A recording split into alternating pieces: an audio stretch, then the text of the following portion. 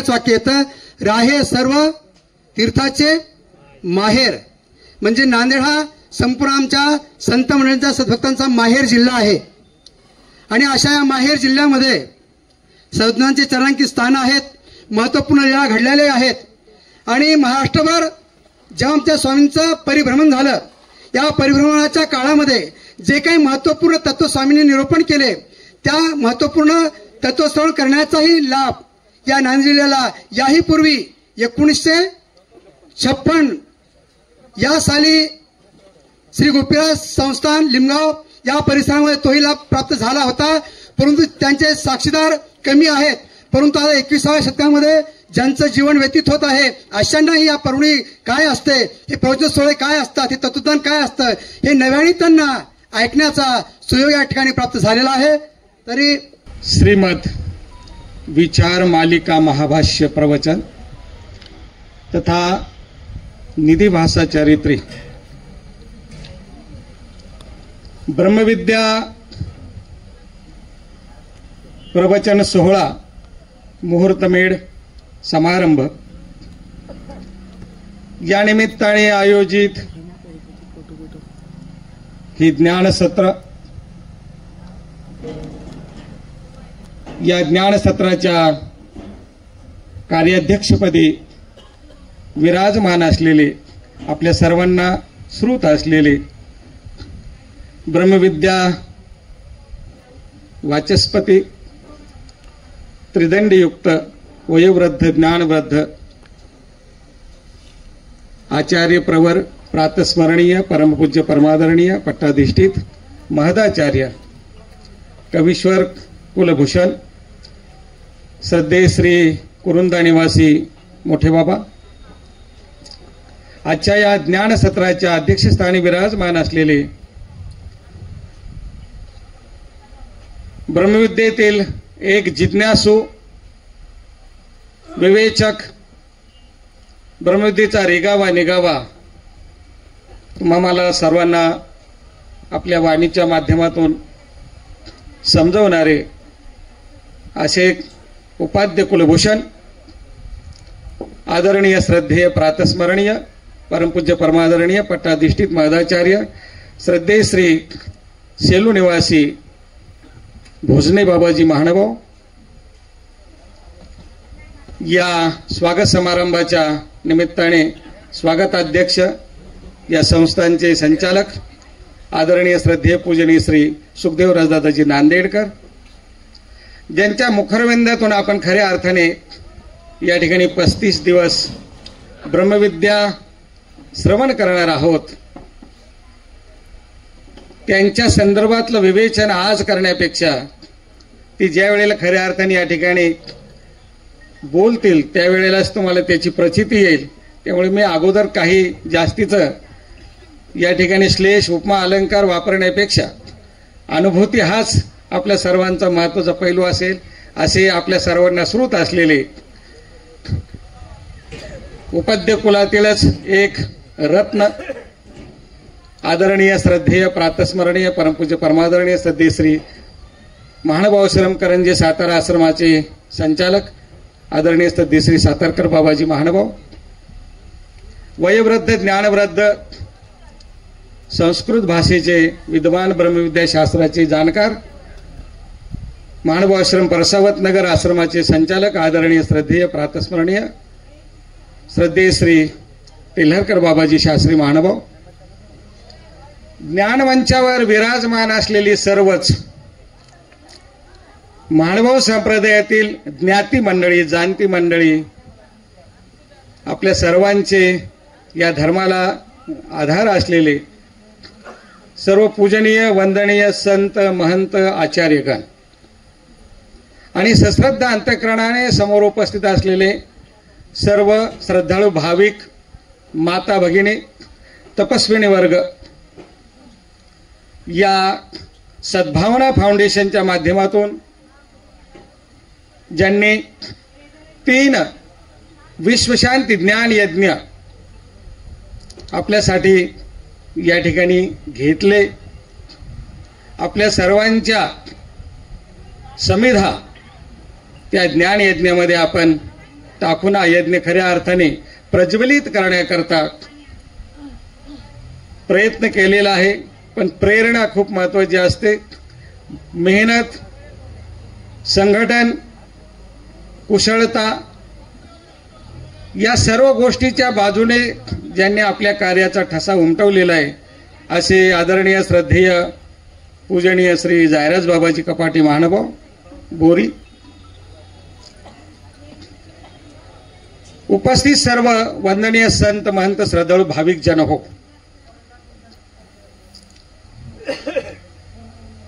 प्रस्तावनेच्या माध्यमातून आपल्या समोर काही विचार व्यक्त करत असताना ज्या कालक्रमणातून, ज्या परिस्थितीतून आपण सर्वजण वाटचाल करत आहोत, ही वाटचाल आपल्या सर्वांच्या दृष्टीने खऱ्या अर्थाने जिथे सुखसरी श्रंगार हा शब्द स्वामींनी वापरलेला आहे,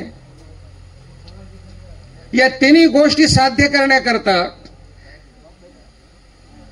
आपल्या जीवनामध्ये याचा कुठेतरी प्रकाश पडावा, समाजालाही आपल्या काहीतरी उपस्थितीत जाणीव व्हावी,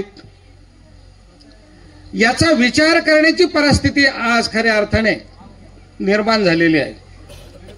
हे विज्ञानवादी 21वे शतक आहे, ग्लोबलायझेशनचं युग आहे. परमेश्वराने सांगितलेलं शास्त्र, परमेश्वराने केलेला प्रयत्न, ज्योतधरणाचा अट्टहास,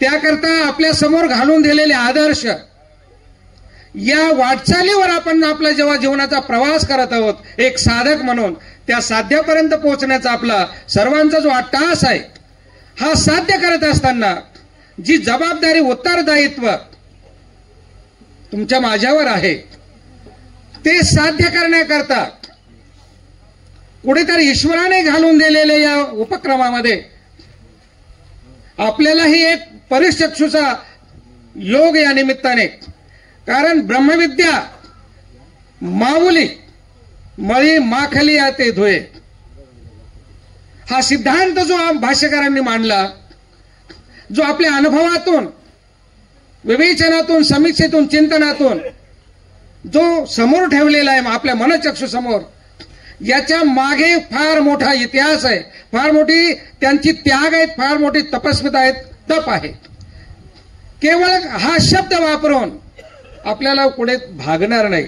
तर आज आपण ज्या भौतिक लालसेने आपल्या जीवनाचा, प्रपंचाचा जो प्रवास चालू आहे, एकीकडे ईश्वराचे भक्त म्हणून घेत असताना, साधक म्हणून घेत असताना, ईश्वराला अभिप्रेत असलेला साधक खऱ्या अर्थाने बनण्यासाठी आपल्याला शास्त्राचा आधार, परमेश्वराने सांगितलेलं ज्ञान जर आपल्या समोर नसेल, अंधारातून प्रवास करत असताना कुठेतरी उजाडाचा आधार आपल्याला घ्यावा लागतो, तर आपण सुखरूप प्रवास करू शकतो. नाहीतर ठेच बसू शकते, कुठेतरी जीवनामध्ये आघात होऊ शकतो आणि आपला प्रवास थांबू शकतो. तद्वत हा अध्यात्माचा प्रवास सोखाळत असताना ईश्वराचा मोक्ष, ईश्वराचा कैवल्य रत्न आपल्याला जर प्राप्त करून घ्यायचं आहे, तर आपल्याला ब्रह्मविद्येची कास धरल्याशिवाय, या ज्ञानाचा आधार घेतल्याशिवाय एक खऱ्या अर्थाने परिपूर्णता आपल्या जीवनामध्ये आपण निर्माण करू शकत नाही. कारण परमेश्वराने सांगत असताना, निरोपण करत असताना जे काही आपल्या समोर ठेवले, विचार भाषेतलं एक सूत्र आहे, भक्त आणि सेजा गावी. आपण भक्त म्हणून घेत आहोत, परंतु परमेश्वर म्हणतात माती काम चालू आहे, व्यापार चालू आहे, जीवाचे मळकर्म फेडण्यासाठी, कर्मक्षालन करण्यासाठी त्या ठिकाणी व्यापार होतो आहे. आणि देवाजवळ देमायसा आणि एकायसा बसलेली आहे. देव देमायसाला म्हणतात, आम्ही जर राजे झालो तर तुम्ही कोण होसाल? तर देमायसा म्हणते, परमेश्वरा मी उचिताचा परिवार होईल, पायिक होईल. तोच प्रश्न देवाने नंतर एकायसाला केला, हे जर देव झाले तर तुम्ही कोण होसाल? तर एकायसा तात्काळ उत्तर देते, तुम्ही देव झाले तर आम्ही भक्त हो. आणि देव त्याच वेळेला माती काम करत असलेल्या आचार्यांकडे बोट दाखवून एकायशाला म्हणतात, तुम्ही जर खऱ्या अर्थाने भक्त होणार असाल तर तुम्हाला आचार्यांसारखं इथं माती काम करावं लागेल. त्यावेळेला एकायशाने जे उत्तर दिलंय, जी असं जर होणार असेल तर आम्ही शेजार गावावरून भक्ती करू, आम्ही शेजारच्या गावावरून तुमची भक्ती करू, परंतु हे दास्य, हा व्यापार, ही माझ्याच्याने होणार नाही. आज ही समजून घेण्याची परिस्थिती आहे. लक्षात घ्या की हा ईश्वराचा मार्ग चालवत असताना जी उत्तरदायित्वाची जबाबदारी ईश्वराचा साधन म्हणून, साधनवंत म्हणून, साधक म्हणून आपल्या खांद्यावर जे ईश्वर सोपवून गेलेला आहे, हा परमार्गाचा व्यापार जो सोपवलेला आहे, हा तितक्या समर्थपणे आपले खांदे, आपले पाय, आपले विचार तितके दृढ झाले पाहिजे आणि या परमेश्वराचा अदृष्टाचा व्यापार करण्यासाठी तितक्याच साधनेने, तितक्याच तल्लीनतेने, तितक्याच श्रद्धेने आपण त्या ठिकाणी तयार असायला पाहिजे. आज हे समजून घेण्याकरता या ज्ञानयज्ञांची उपयुक्तता आपल्याला सातत्याने भासते आहे. हे शास्त्र, या शास्त्रातले निगावे, बारकावे समजून घेण्याकरता अधिकरण, त्या क्षेत्रातला परिपूर्ण ज्ञाता अधिकरण, त्याच्या वाणीतून, अधिकार वाणीतून हे ज्ञान समजून घेणं आणि ज्या ज्या जाणीवा ठेवून आपण जे जे उणीवा आपल्यातल्या कमी करू, नेणीवा कमी करू, तितकं आपण या खऱ्या अर्थाने या परिमार्गाच्या आहे. या कार्यक्रमाचा आजचा प्रारंभ आहे आणि या प्रारंभाच्या निमित्ताने संपन्न होत असलेली धर्मसभा, या धर्मसभेचे अध्यक्ष आदरणीय श्रद्धेय परमपूजनीय प्रातस्मरणीय आचार्य प्रवर सेलू निवासी श्री मोठे बाबाजी, या संपूर्ण कार्यक्रमाचे कार्याध्यक्ष परमपूजनीय परमादरणीय परमश्रद्धेय प्रातस्मरणीय ब्रह्मविद्या मार्तंड कुरुंदा निवासी श्री मोठे बाबाजी, व्यासमंचावर उपस्थित असलेले परमपूजनीय परमादरणीय परमश्रद्धेय परभणी निवासी श्री मोठे बाबाजी, यांच्या मुखारविंदातून आपण विचार मालिका महाभाष्य प्रकरणावरती विवेचन ऐकणार आहोत, श्रवण करणार आहोत. असे ब्रह्मविद्या वाचस्पती परमपूजनीय परमादरणीय परमश्रद्धेय प्रातस्मरणीय सातारा निवासी श्री मोठे बाबाजी, व्यासमंचावर उपस्थित असलेले परमपूजनीय परमादरणीय श्रद्धेय साहित्याचार्य श्री शास्त्रीजी आणि उपस्थित सर्व संत, महंत, भिक्षुक, वासनिक बंधू आणि भगिनी, आज या ठिकाणी या विचार मालिका महाभाष्याचा आपण सुनियोजित असा मुहूर्त मेढीचा कार्यक्रम आयोजित केलेला आहे. बरेच महानुभाव, मोठमोठ्या विदुषींचा आपण या ठिकाणी शुभेच्छापर विवेचन ऐकलेलंच आहे. निश्चितपणे काही मिनिटांमध्ये मी या ठिकाणी एक शुभेच्छा व्यक्त करतो. ज्यांच्या माध्यमातून हा कार्यक्रम या ठिकाणी उभा राहिलेला आहे ते सद्भावना फाउंडेशन. सद्भावना फाउंडेशनच्या सद्भावनेतून, सद्विचारातून, पवित्र विचारातून त्यांनी हा पवित्र कार्यक्रम या ठिकाणी आयोजिलेला आहे. कारण जेव्हा माणसाकडे सद्भावना असते, विचार पवित्र असतो, तेव्हा त्याचा आचार शुद्ध होतो. जोपर्यंत आपल्याकडे पवित्र विचार आपण आत्मसात करत नाही, पवित्र विचाराची गाठ आपण आपल्या हृदयासोबत बांधत नाही, तोपर्यंत प्रल्हाद बाईसाला स्वामींनी सांगितलेला भगवंत आपल्याला समजत नाही. तो समजवण्यासाठी आपल्याला विचारांची नितांत गरज आहे. म्हणून या ठिकाणी विचार मालिका महाभाष्याचं विवेचन होणार आहे. कारण विचाराची दृढता जोपर्यंत येत नाही तोपर्यंत मनुष्य आचाराने योग्यता होत नाही. आणि आचाराने जर योग्यता झाली तर निश्चितपणे 6 सूत्रांचा आचाराची योग्यता ज्या पुरुषा झाली तो कैवल्याची गाठ बांधल्याशिवाय राहत नाही, तो देवत्वाकडे जातो. म्हणून प्रारंभाला विचार नितांत महत्वाचे. आपल्याला 33 दिवस या ठिकाणी विचार श्रवण करायचे. सद्भावना फाउंडेशननं आरंभिलेले 33 दिवस अत्यंत महत्वाचं आहे. कारण 33चा जर 3 गुणिले 3 केलं तर 3 त्रिक 9 होतं आणि 9 थोव्याच्या पलीकडे गेल्यानंतरच पुनरपी जननम आणि पुनरपी मरणम या चौकडीतून आपण बाहेर गेलो असतो. म्हणून 33 दिवस आपल्या जीवनाला आकार देणार आहेत, आयाम देणार आहेत. जर 3 आणि 3 याचं प्लस केलं, आपण बेरीज केली, 3 आणि 3 6 होतं. जोपर्यंत मनुष्य षडरूपूरचा त्याग करत नाही तोपर्यंत अनुसरत नाही. आणि ज्ञान ज्याच्याकडे आलं, म्हणून तर म्हटलेले ज्ञानापाठी वैराग्य उपजे. ज्ञान आल्यानंतर माणूस अनुसरणाकडे जातो. म्हणून हे 33 दिवस आपल्या जीवनासाठी अत्यंत गरजेचे, फार महत्वाचे. पण या 33 दिवसामध्ये आपण या ठिकाणी आलं पाहिजे. सगळ्या संतांच्या दर्शनासाठी आलं पाहिजे. स्थान दर्शन होणार आहे. या ठिकाणी विचार आपण ऐकणारच आहोत. आणि निश्चितपणे एक छोटेसे स्मृती तुम्हाला सांगतो. आपल्याला विचारातून काय समजणार आहे. नवगावला महादाईचा आहे. आचार्य महादाईसांकडे जातात. बहीण बिमार पडली म्हणून बहिणीला भेटण्यासाठी गेलेले आचार्य महादाईसांच्या समोर उभे राहतात. आतमध्ये त्या गुंफेमध्ये डोकावतात. जीर्ण झालेली म्हातारी दिसते. जीर्ण झालेली महादाईचा आहे. जीर्ण झालेल्या महादाईचाकडे आचार्याशी नागदेवांनी पाहिलं आणि आचार्यांनी स्वतःचं नातं बंद केलं. बहीण भावाचं नातं थांबवलं. आतमध्ये असलेली स्वामी श्री चक्रधरांची साधक आहे. मी स्वामी श्री चक्रधरांचा साधक आहे. आतमधल्या असलेल्या साधकाने माझं जीवन घडवलं. मला वेळोवेळी शिक्षा पण केलं. म्हणून मी स्वामींच्या आचाराचा योग्य झालो असं स्वतःची कृतज्ञता मांडणारे ते आचार्य रुपायसाकडे पाहतात. कुठलंही वार्तालाप न करते त्याला थेट प्रश्न करता, रुपे तुझं देव आठवतो, तोच देव आठवण्याचं, तो देव कसा आहे हे ओळखण्याचं साहित्य म्हणजे या विचार मालिकेमध्ये स्वामी श्री चक्रधरांच्या त्या सूत्रामध्ये आम्हाला त्या देवाची ओळख करून घ्यायची. म्हणून सर्वांना आमचे सद्भावना फाउंडेशनचे अध्यक्ष आदरणीय श्रद्धेय श्री जायराज बाबांनी हा जो प्रपंच या ठिकाणी मांडला, आपला सगळ्यांचाच प्रपंच आहे, परंतु आपला सर्वांचा प्रपंच हा स्वतःसाठी आहे. आणि बाबांनी मांडलेला हा साहित्याचा प्रपंच, हा विचारांचा प्रपंच, या ज्ञानगंगेचा जो विचार ज्ञानगंगेचा प्रपंच, याच्यामध्ये जर आपण नाहून निघाला तर निश्चितपणे अनेक कर्मबंधनापासून मुक्त होऊन साधनदाता स्वामी श्री चक्रधरांच्या कैवल्य गडापर्यंत आपण जाणारा तो प्रवास आपला सर्वांचा सुखकर हो, यशस्वी हो, म्हणून मी आपल्या सर्वांना या ठिकाणी शुभेच्छा व्यक्त करतो. आणि या सद्भावना फाउंडेशनला सुद्धा मनपूर्वक शुभेच्छा व्यक्त करतो. संपूर्ण कार्याध्यक्ष आदरणीय श्रद्धेय प्राप्त स्मरणीय कवीश्वर कुलभूषण यांच्या पुती प्रवचनाचा मी एक तेवढ्याला चिंतने केलेले. त्यांच्या मुखातून मी एक शास्त्र आचार मालिका आहे, शास्त्र यांच्या मुखातून मी ऐकलेलं आहे. आणि म्हणून म्हणतात की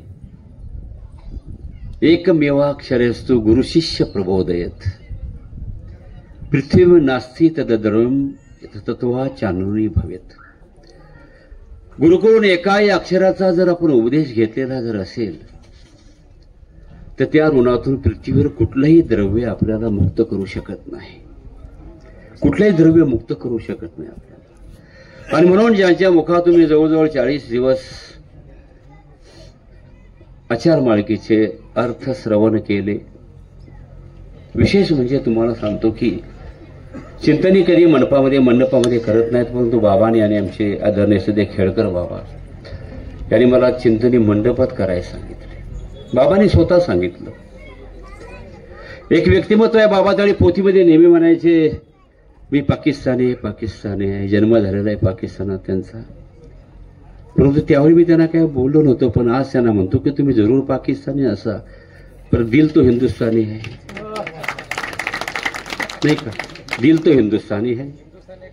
हो, पाकिस्तान जर आहे तर दिल तो हिंदुस्तानी आहे ना.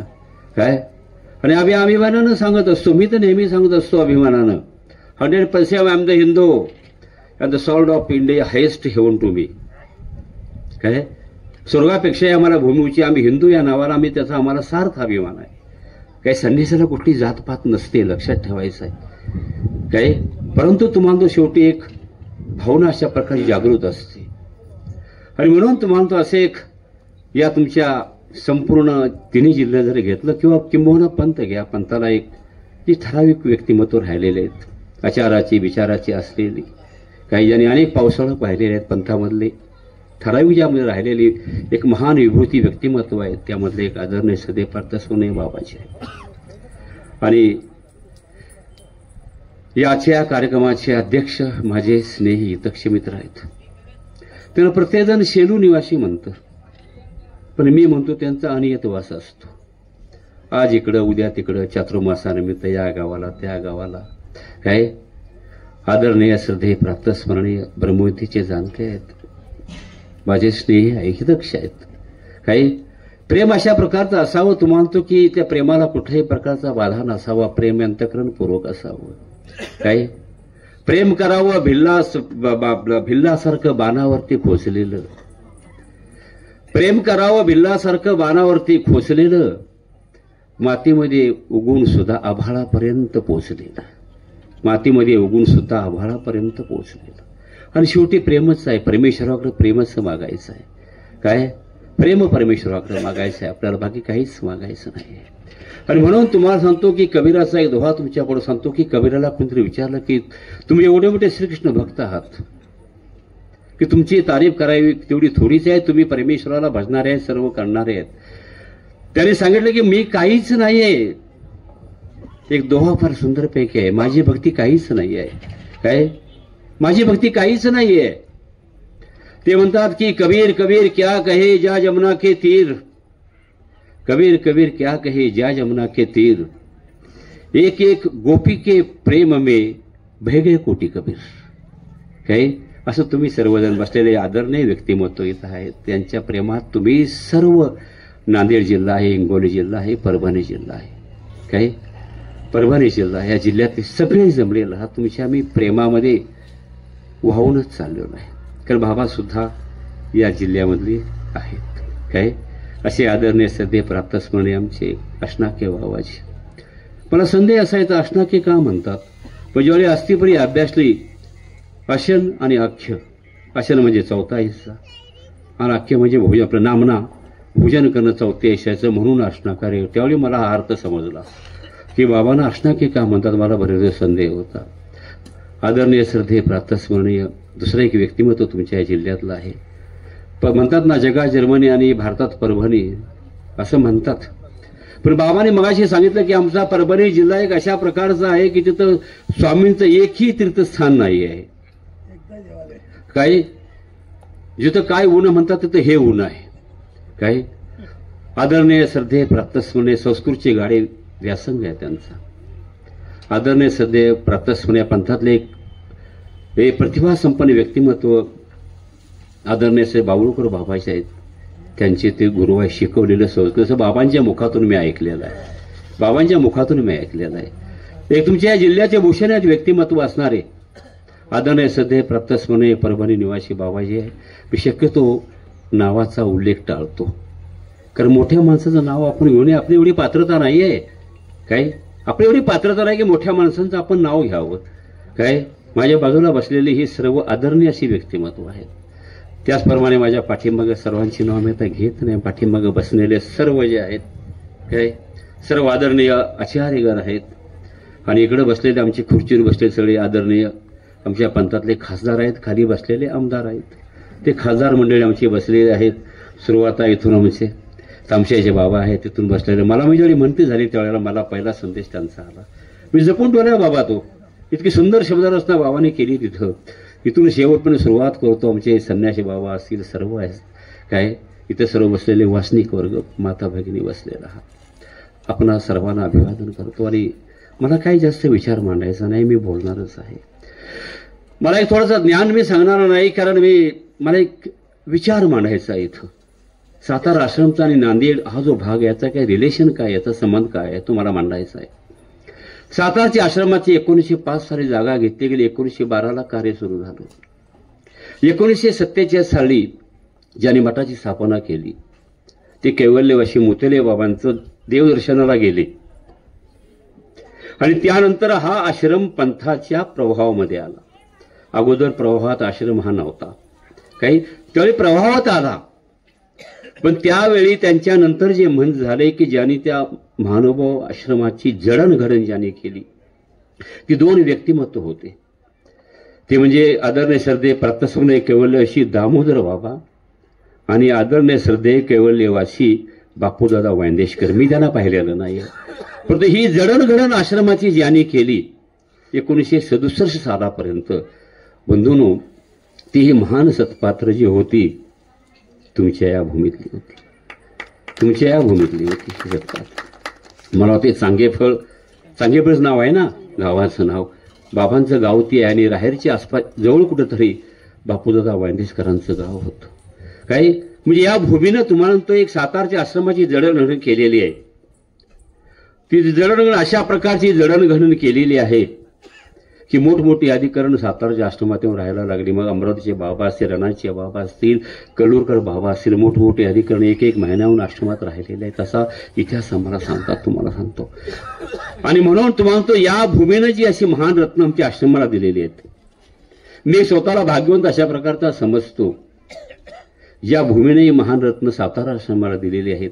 त्याच ह्या भूमीमध्ये तुम्हाला सांगतो की मला थोडंसं ब्रह्मविद्या शास्त्राविषयी बोलण्याचं एक सौभाग्य मला मिळालेलं आहे. काय बोलण्याचं मला सौभाग्य मिळालेलं आहे, कारण भगवान श्री चक्रस्वामींच्या पदस्पर्शाने पावन झालेली भूमी आहे. इथे परमेश्वर अवतार नांदला, गंगा तीर आहे.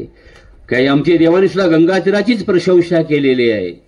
काय जन्मोनी संसारी सदा असावे गंगा तीरी, भ्रमण करावे पृथ्वी माझारी, न शेवावे अनेक तीर्थ आमचे ग्रंथकार म्हणतात. इतकं गंगा तीराचं महत्व निरूपण केलेलं आहे. आणि गंगा तीराला ज्याचा देहांत झाला त्याला पुनःसंबंध जवळ आहे. गंगा तीराला देहांत झाला त्याला पुनःसंबंध जवळ आहे. मग आमच्या कांबळेच्या बाबांनी सर्व या ठिकाणी तुम्हाला सांगितलेलं आहे. आणि अशा या पवित्र भूमीमध्ये दोन शब्द सांगण्याचा अधिकार माझा नाहीये. एवढी मोठी व्यक्तिमत्व बाबा आहेत, हे बाबा आहेत, हे बाबा आहेत, एवढे वयोवृद्ध ज्ञानवृद्ध आहेत, त्यांच्यासमोर मी सांगणं म्हणजे एक अधिक तुम्हाला म्हणतो माझ्याकडून अधिक वरतीचा आश्रम होईल. काही परंतु त्यांनाही वंदन करून, सर्वांना वंदन करून, परमेश्वराला वंदन करून सुद्धा मी दोन शब्द इथं बोलण्याचा प्रयत्न करणार आहे. आज मी एकच सर्वांना एक विनंती करणार आहे की जो 16-33 दिवसाचा होणार आहे, मला तुमच्याकडून काहीच अपेक्षा नाही आहे. हे सांगतो अगोदर, मला काहीच अपेक्षा नाही. बाबांना मी सांगितलेलं आहे, जे संयोजक आहेत, सद्गुणा फाउंडेशनचे अध्यक्ष आहेत, त्यांना मी सांगितलेलं आहे, मला तुमच्याकडून काही अपेक्षा नाही. फक्त मला एक अपेक्षा आहे की मला पोथी चांगल्या प्रकारची करायची, पण त्या पोथीसाठी श्रोतावर्ग माझ्या समोर पाहिजे. तुम्ही सर्वजण इथं आहात, प्रत्येक गावात गावाचे गावं या ठिकाणी उपदेशी आहात. तुम्ही काय गावाची गावं तुम्ही उपदेशी आहात. आज मी तुमच्या एवढी या ठिकाणी भिक्षा मागतो की जर ते वास्तविक वर्ग आहे, संत महात्मे एवढे मोठे आहेत, काय एवढे संत महात्मे एवढे मोठे बसलेले आहात, माता भगिनी बसलेले आहात, मी सर्वांच्यावर एकच भिक्षा मागतो की आपण 33 दिवस या ठिकाणी आपण यावं आणि मला सहकार्य करावं. एक मला बळ द्यावं. तुम्ही आलात एक मला एक वेगळी एनर्जी प्राप्त होईल, ताकद मला प्राप्त होईल. कारण का वक्ता जितका श्रीमंत असतो तितका श्रोता श्रीमंत असावा लागतो. वक्ता जेवढा श्रीमंत असतो तेवढा श्रोता सुद्धा श्रीमंत असावा लागतो बंधू.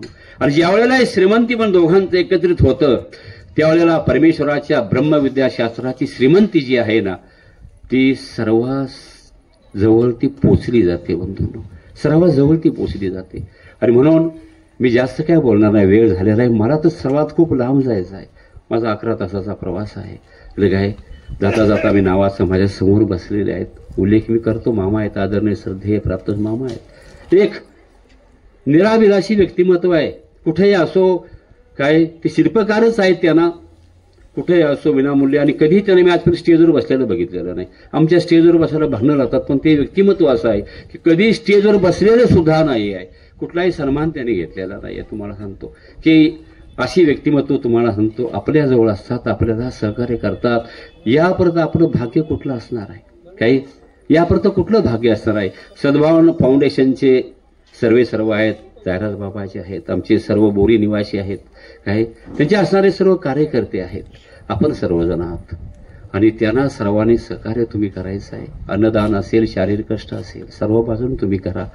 आणि ब्रह्मविद्याशास्त्र श्रवणाचंही तुम्ही तेवढी भिक्षा माझ्या पत्रामध्ये घाला. आम्ही आदरणीय श्रद्धेय आमचे शास्त्रीबांना का बोलण्यासाठी आग्रह केला होता? एक उगवतं नेतृत्व आहे. काय आहे? त्या महानुभाव पंथामधलं एक उगवतंच नेतृत्व आहे. अरे उत्तराधिकारी कसा असावा? आदरणीय श्रद्धेय प्रातस्वने बाबुळकर बाबांनी आपल्या तोडीचा आपल्यासारखाच असणारा उत्तराधिकारी तो म्हणतो कशा प्रकारचा असावा चिंतनी चालवण्याचे उदाहरण जर पाहायचं असेल तर मात्र आमच्या शास्त्री बाबांच्याकडे बघावं लागेल. आणि बाबुळकर आदरणीय श्रद्धेय प्रातस्मरणीय बाबुळकर बाबांच्याकडे बघावं लागेल. तर परंपरेची शाल ओढून आम्ही तुम्हाला म्हणतो जगामध्ये मिरवत असतो. काही ज्ञानभक्ती वैराग्य बाजूलाच असतं. परंपरेच्या शाली ओढून आम्ही त्या ठिकाणी जगामध्ये मिळवत असतो. मी कुणावरती टीकास्त्र करत नाही, पण उत्तराधिकारी सुद्धा अशा प्रकारचा असावा की ती जी खांद्यावरती दिलेली जी आहे ती आपल्या स्वतःच्या कष्टानं बुद्धिबळानं पुढे समाजापर्यंत घेऊन जाणारा असावा. आणि म्हणून तुम्हाला सांगतो की मी काही जास्त बोलत नाही. म्हणून त्यांना तुम्हाला असं वाटतं की शास्त्री बाबांचं नाव तुम्ही का घेतलं, तरी उगवत नेतृत्व या पंथाला भविष्य देणार आहे. भविष्यकाळ घडवणारं व्यक्तिमत्व आहे. कारण पोथी करणारी किंवा प्रवचन करणारी माणसं या पंथामध्ये फार कमी होत चाललेली आहेत. काही पुढ्यांची वानवा पडणार आहे तुम्हाला सांगतो. पण कोणीतरी चालवणारा परमेश्वर आहे, तो चालवतो आणि ते परमेश्वराने चालवावं. पुन्हा एकदा तुमच्या सर्वांच्या त्याची अपेक्षा मी करतो, सहकार्याची अपेक्षा करतो. पुन्हा एकदा सर्व व्यासपीठाला वंदन करतो. आमचे नाव राहिलं घ्यायचं, आमचे स्नेह आहेत, आदरणीय श्रद्धे आमचे अमित शहा, त्यांचं नाव आम्ही ठेवलेलं आहे. हायकमांड त्यांचं नाव मी अमित शहा ठेवलेलं आहे. आमच्या पंथातले हायकमांड आहेत बाबा. ते गेलं काय सुंदर असं प्रास्ताविक मांडलं. आमचे कांबळेचे बाबांनी सुंदर विचार मांडले, फार सुंदर विचार मांडले, मला खूप आवडले. शास्त्री बाबांनी आमचे विचार मांडले. मी अजूनही स्वतःला विद्यार्थी समजतो बाबा, खरोखर सांगतो. अजून मी दुसऱ्यांचा एक एक शब्द ग्रहण करतो आणि माझ्या भाषणामध्ये त्याचा मी वापर करतो. अजूनही मी एक विद्यार्थी आहे. कारण मनुष्य कधीच शेवटपर्यंत शिक्षक होऊ शकत नाहीये. काही अज्ञान शेवटी म्हटलेलं आहे, किती झाले तरी शेवटी अज्ञान आहे काय. आणि म्हणून तुम्हाला सांगतो की आपण जे आहे ते दुसऱ्याकडून गुणाचं ग्रहण करा. आपण शिकायला काय बिघडते, थोडंसं आपण कमीपणा स्वीकारतं काय, कारण कमीपणा स्वीकारल्याशिवाय ज्ञान प्राप्त होत नाही बंधू. आणि म्हणून पुनश्च एकदा सर्वसंत म्हणत आचार्य गणांना आमचे योगी बापू आहेत, सर्वांना आमचे कवी आहेत, सर्वजण बसलेले आहेत काय. करंजकर बाबाही सांगते बोलतात, आजही थोडंसंच बोलले काय. पुन्हा एकदा सर्व आपणाला अभिवादन दंडवत प्रणाम करतो आणि माझ्या 2 शब्दाला त्या ठिकाणी मी विराम देतो. दंडवत प्रणाम, दंडवत.